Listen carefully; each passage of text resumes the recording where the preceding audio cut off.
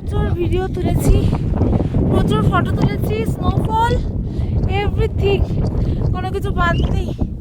মাই god, খুব আবার শুরু হয়ে গেছে, মুখ বন্ধ হয়ে গেছে আমার হচ্ছে।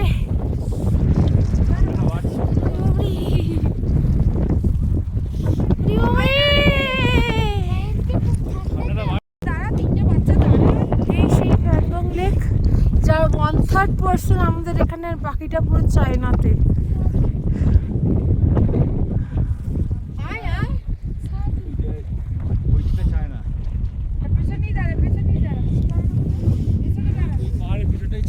এবার স্নোফল শুরু হয়ে গেছে, র্যান্ডম স্নোফল পড়ছে, -9 ডিগ্রি টেম্পারেচার, পুরো ধূসর চারি জায়গায়।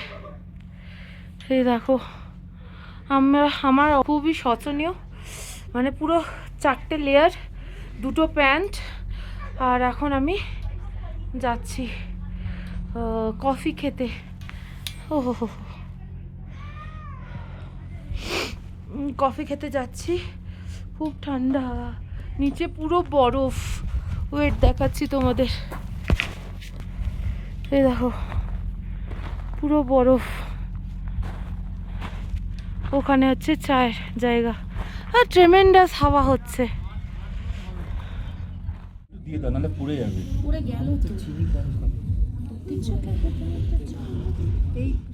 ফোকাস দাও ক্যামেরাম্যান, ফোকাস করো। এটা কার হাত? এটা চেনা চেনা লাগছে। এই নিও না গো, বাচ্চাগুলো পাবে না।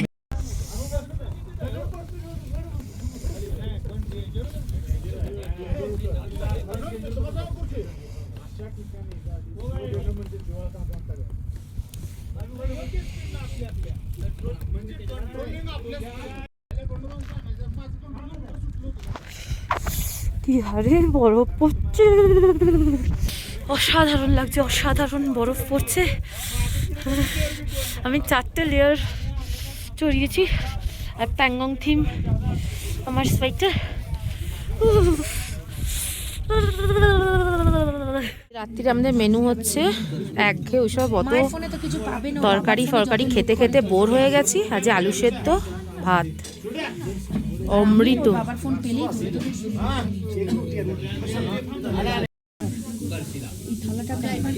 হ্যাঁ,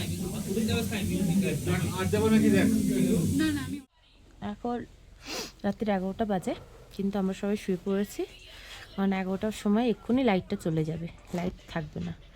আর লেয়ারিং হচ্ছে, বিছানায় 3টে লেয়ার, আর এখানে হচ্ছে 3টে লেয়ার, আর আমি নিজে 3টে লেয়ার পরে আছি, ডুগুও সেম। তো চলো, গুড নাইট, কালকে দেখা হবে, tata. Hello and good morning from Pangong. তো চলো সকালবেলা একবার ভিউটা দেখি। এখন বাজে 6টা, আর সকালের ভিউটা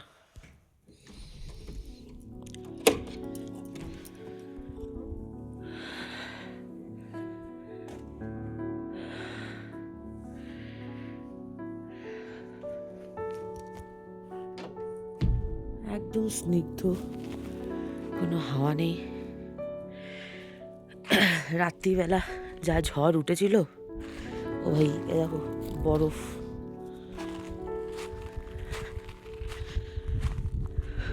চারি জায়গায় স্নোফল হয়েছে সারা রাত্রির ধরে।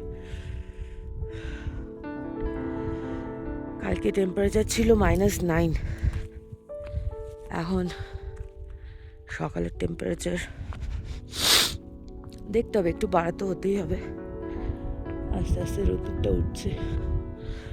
হাঁপ লেগে যাচ্ছিল সারা রাত্রির এদিক ওদিক করতে করতে।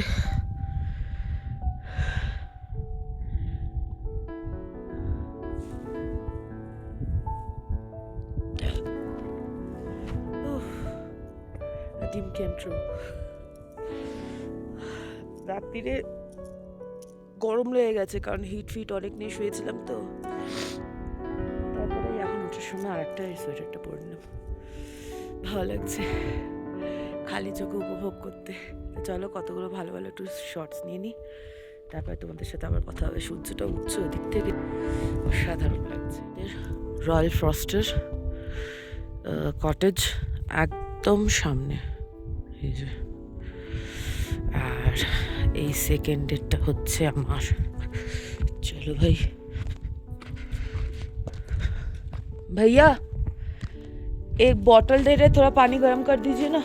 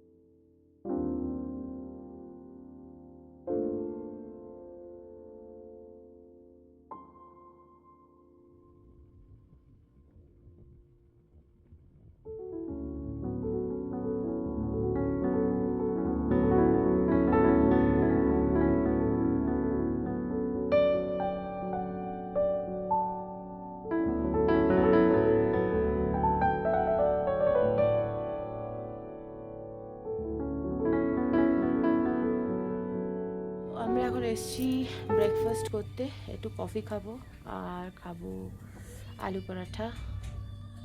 আর এইদিকে এরকম কিছু সিচুয়েশন। এটা কিচেন এরিয়া।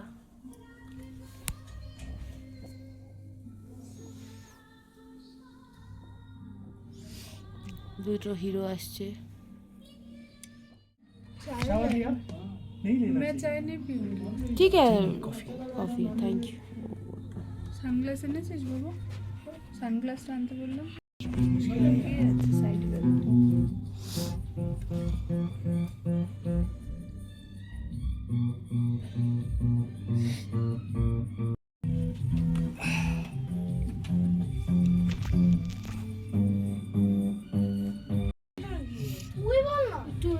নে নে, ভালো করে একটা কাজ কর।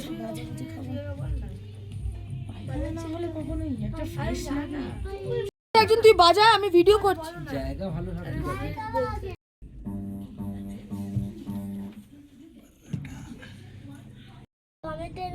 আছে।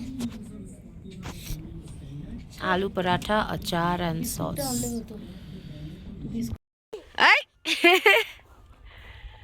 কেমন লাগছে তাহলে ঘুরে?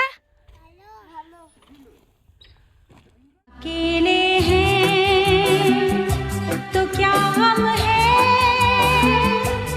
चाहे तो हमारी बस में क्या नहीं, बस एक जरा साथ हो तेरा, तेरे तो है हम कब से सनम। সকাল বাজে এখন প্রায় 9:30 যখন আমরা প্যাংগংয়ের হোটেল ছেড়ে বেরিয়ে পড়লাম হানলের উদ্দেশ্যে। এখন প্রায় 350 কিলোমিটারের জার্নি। আমাদের মোটামুটি লেগেছিল 6.5 থেকে 7 ঘন্টা। আর এই দৃশ্যটা, মানে এই রাস্তার প্রত্যেকটা দৃশ্য, সিনারি এত সুন্দর, মুগ্ধ হয়ে যাওয়ার মতন। আমাদের সাথে এখন প্রায় 40 কিলোমিটার থাকবে কিন্তু এই প্যাংগং লেক।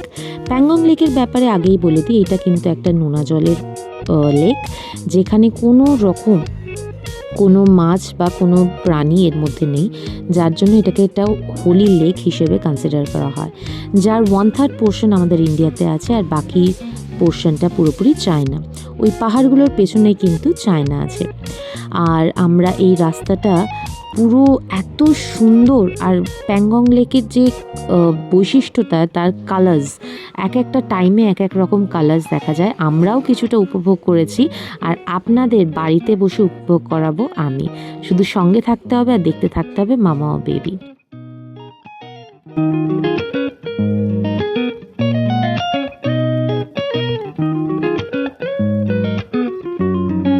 একটানা জার্নি করতে করতে নিজেদের এন্টারটেনমেন্টের জন্য গাড়িতে করছিলাম আমরা হই হই আর একটু নাচ গান। আর আপনাদের সাথে একটা ইম্পর্টেন্ট কথা শেয়ার করতে ভুলে গেছি। জব তক হ্যায় যা যে শাহরুখের বাইক রাইডের যে সিনটা ছিল, সেটা কিন্তু এই রাস্তাতেই ছিল। আর এর বিউটি অসাধারণ, মুখে বলে আমি বোঝাতেই পারবো না, বা ফোনের ক্যামেরাতে আপনাদেরকে দেখানো যাবে না। তার জন্য আপনাকে আসতে হবে লাদাখ। এনজয় করতে হবে প্রত্যেকটা মুহূর্ত, প্রত্যেকটা প্রকৃতির রং। প্রকৃতি যে এত রঙিন, এত সৌন্দর্য হতে পারে তা না নিজের চোখে দেখলে বুঝতে পারবেন। আমরা তাই কিছু কিছু সময় ব্যাগের মধ্যে ফোনটা রেখে উপভোগ করছিলাম দু চোখ মিলে। আর তার মধ্যে কিছু আমাদের সুন্দর সুন্দর ফটো স্মৃতির পাতায় তুলে রেখেছি, আর সেইগুলোই আপনাদের সাথে শেয়ার করলাম আমাদের এই ছোট্ট ব্লগে। কেমন লাগলো অবশ্যই কমেন্ট করে জানাবেন। এবার শুরু হচ্ছে কিন্তু দীর্ঘ টানা একটা জার্নি, যেখানে পুরোপুরি মরুভূমি, না একটা গাছের চিহ্ন আছে না একটা জলের চিহ্ন আছে, যেটাকে একদম পার্টিকুলারলি আমরা জানি কোল্ড ডেজার্ট, শীতল মরুভূমি, যেটার জন্য আমরা লাদাখ এসেছি। এখন বুঝতে পারলাম যে লাদাখ কতটা সৌন্দর্য। এখন আমরা on the way to Hanle, আর সাগালা পাস, ঠিক আছে, এটা আর একটা পাস। চুল টুল বিধ্বস্ত অবস্থা। ওয়াও, দারুণ দারুণ।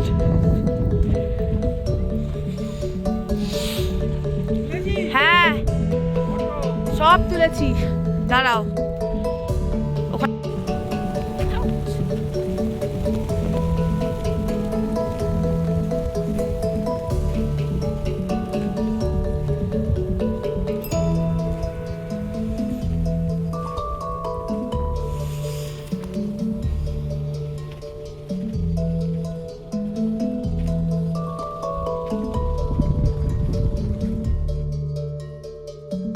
দীর্ঘ একটানা জার্নির পর এখন কিন্তু আমরা ব্রেক নিতে নামলাম একটা দারুণ জায়গা, যেখানে আশেপাশে কিচ্ছু নেই, মাঝখানে একটাই খাওয়ার জয়েন্ট পেয়েছি। আর এখানে খাবার কি বলবো, আমি খাইনি, এরা খেয়েছিল, রিভিউ একদমই ভালো না, বাট দুপুরবেলা যেটুকুনি খাওয়া যায়। তারপর কিন্তু শুরু হলো দ্য ম্যাজেস্টিক লাদাখের লম্বা দীর্ঘ জার্নি। চারিদিকে শুধু পাহাড় আর পাহাড়, বালি আর বালি। কত রকমের যে পাহাড়ের কালার দেখলাম, কত রকম পাহাড়ের টেক্সচার দেখলাম, দু চোখ ভরে শুধু জিওগ্রাফিক্যাল ফিচার্সগুলো দেখে যাচ্ছিলাম। আর ডুগ্গুকে বোঝাচ্ছিলাম, দেখ এইগুলোই কিন্তু তুই এখন চ্যাপ্টার্সে পড়াশোনা করছিস।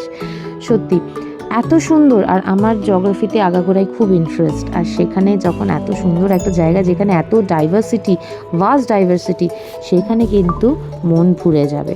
আমারও ভরে গেছিলো। আর রাস্তা কিন্তু এইরকমই কালো চওড়া রাস্তা, রোড টুয়ার্ডস হানলে। আর হানলেতে যেটা আমরা জানি, Hanle is famous for is observatory laboratory, যেটা আমাদের ইন্ডিয়াতে আছে। হানলেতেই সেট আপ করা হয়েছে due to its proper climatic condition. এইটা নিয়ে কিন্তু আমরা আলোচনা করব পরবর্তী ব্লগে। আজকে শুধু এনজয় করো দু চোখ ভরে এই রোড ট্রিপটা। দেখা হবে খুব শীঘ্রই পরবর্তী ব্লগে। ততক্ষণ দেখতে থাকো আর এনজয় করতে থাকো মামা বেবি। সাবস্ক্রাইব, লাইক করতে কিন্তু ভুলো না। বাই।